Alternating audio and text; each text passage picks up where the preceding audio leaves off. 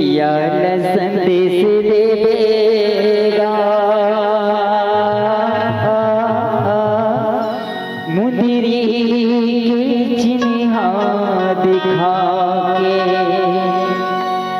जय हनुमान जय जय हनुमान जय हनुमान जय जय हनुमान जय हनुमान। जी हाँ मुर्तिया संदेश देगा मुंदरी के चिन्ह दिखा के। मुर्तिया संदेश देगा मुंदरी के चिन्ह दिखा के। जय हनुमान जय जय हनुमान जय हनुमान जय जय हनुमान जय हनुमान। संदेश देगा मुंदरी के चिन्ह दिखा के। मुर्तिया संदेश देगा मुंदरी के चिन्ह दिखा के। जय हो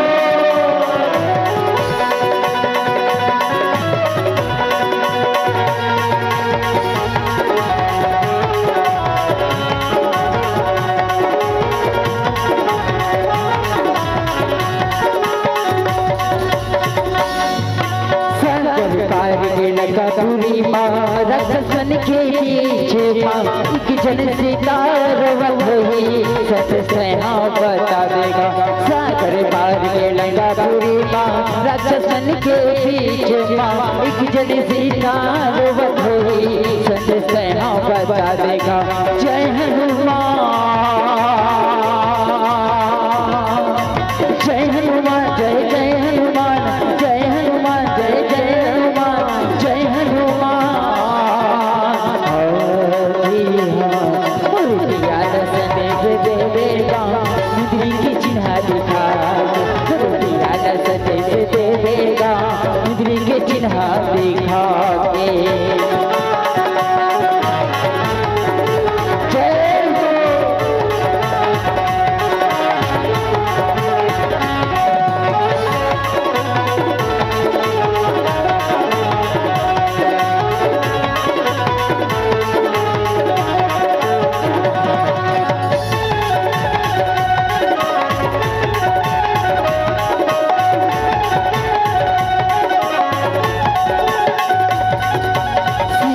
कही दे थोड़े चित है धीरजपन बनाहीगा।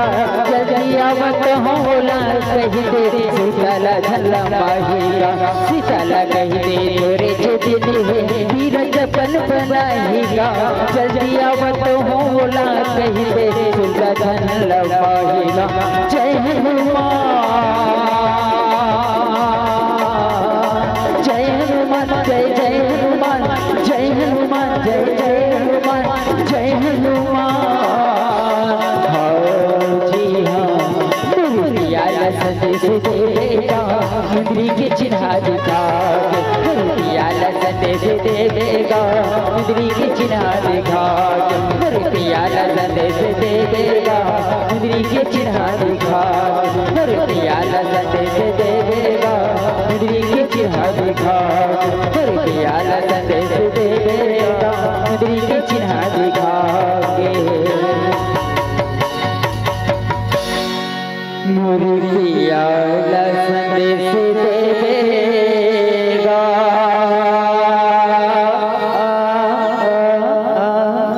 मुंदरी के चिन्ह दिखा के। बोल हनुमान लाला महाराज की जय।